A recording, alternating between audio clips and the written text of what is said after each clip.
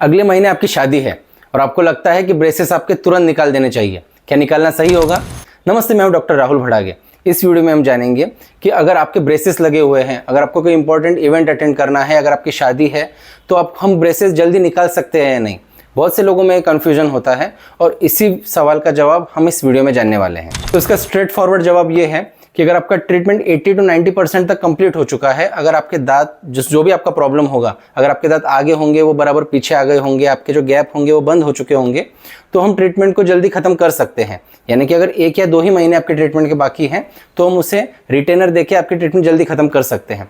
But अगर आपकी treatment अभी शुरू हुई है, अभी दांतों में मूवमेंट होना शुरू हुआ है, अभी दांत अपने सही पोजीशन पे आना शुरू हो गया है, अगर इस समय पे हम ब्रेसेस निकाल देते हैं तो बहुत सारा चांसेस हैं कि दांत दोबारा अपने ओरिजिनल पोजीशन पे आ जाए। यानी इतने जो भी कुछ हमने ब्रेसेस लगाए होंगे, जो भी उसमें हमने तार लगा के, इलास्टिक लगा के दांतों को करेक्ट पोजीशन में लाने की कोशिश की होगी, वो दोबारा से वो सब नुकसान होगा और अपने जो दांत हैं वो दोबारा से अपने ओरिजिनल पोजीशन पे आ सकते हैं।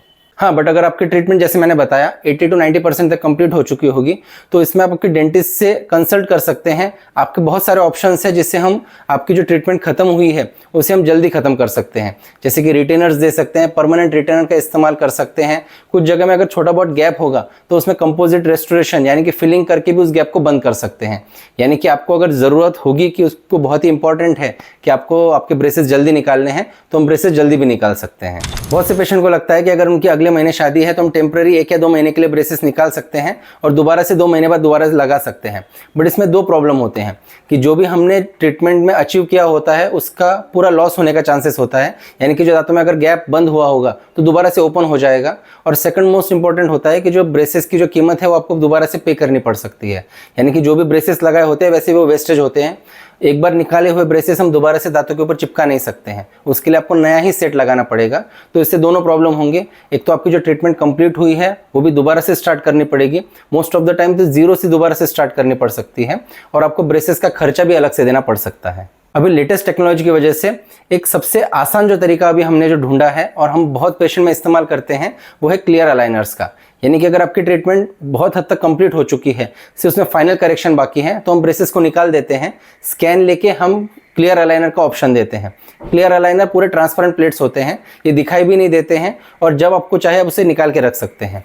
हाँ, इसे दिन में 22 घंटे पहनना ज़रूरी है। अगर कुछ इंपॉर्टेंट फंक्शन है, इवेंट है या फिर शादी है तो उस समय पे आप उसे निकाल के रख सकते हैं। ये बहुत ही ट्रांसपेरेंट होते हैं। अगर आपने पहन के भी रखे तो भी किसी को समझ में नहीं आएगा कि आपकी ट्रीटमेंट चालू है। हाँ, कुछ समय के लिए आप उसे ज़रूर निकाल सकते हैं। यानी कि अगर आपका इवेंट 1 दिन का है तो 1 दिन उसे मत पहनिए। नेक्स्ट डे से आपका जो प्रॉपर प्रोटोकॉल है उसे फॉलो करिए, जिससे कि आपकी बची हुई जो ट्रीटमेंट है वो प्रॉपरली कंप्लीट हो सके। लेकिन ये बात समझना भी ज़रूरी है कि हर केस में इस ऑप्शन को हम कर नहीं सकते हैं। अगर आपका मेजर करेक्शन नहीं हुआ होगा तो हम अलाइनर नहीं दे सकते हैं। बहुत से एक्सट्रैक्शन केसेस में हम अलाइनर को एडवाइज नहीं करते हैं क्योंकि नंबर ऑफ सेट बहुत ज़्यादा बढ़ जाते हैं।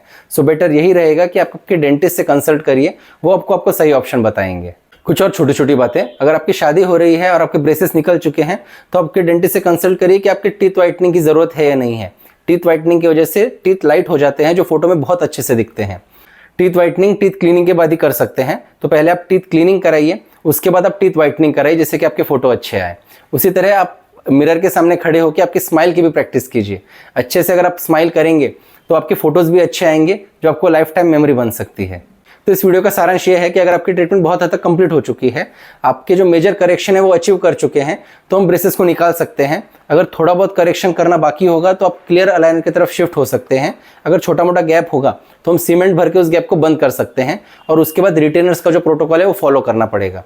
यानी कि अगर आपके दांतों के बीच में अगर गैप होगा तो आपको परमानेंट रिटेंशन की ज़रूरत होती है, जो दांतों के पीछे से वायर लगाते हैं, जिससे कि आपके दांतों में दोबारा से गैप ना आ जाए। उसी तरह आप रिमूवेबल रिटेनर्स का भी मदद ले सकते हैं, जैसे कि हॉलीज या फिर एसिक्स के अप्लायंस।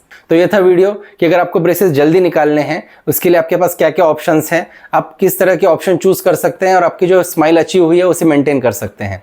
तो मिलते हैं नेक्स्ट टाइम। Thank you.